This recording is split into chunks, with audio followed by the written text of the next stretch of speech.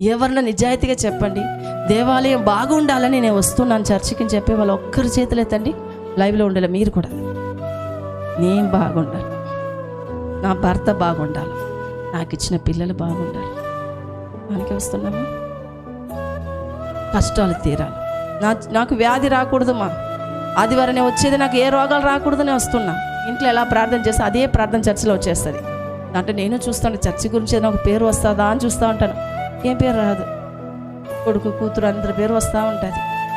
అలా కాదు, ఉపవాసం ఉండేది. ఒక్కరోజు నా ఉపవాసం ఉండి నాకు ఇచ్చిన ఆ దేవాలయం బాగుండాలి. ఒక్కరైనా మీరు నేను చెప్పకుండా ఉపవాసం ఉండి ఉండారా? నువ్వు ఆలయానికి వచ్చేది నువ్వు క్షేమం మాత్రం కాదు, నిన్ను ఆశీర్వదించే దేవాలయం బాగుంటే నీ తరతరాలు బాగుంటాయి. ఉపవాసం ఉండండి. దీవెనల కొరకు మాత్రం ఉపవాసం ఉండాలి. ఉపవాసం ఉండి నా సంఘం క్షేమముగా ఉండాలా. ఈ పట్టణంలో మా సంఘాన్ని దేవుడు ఆశీర్వదించి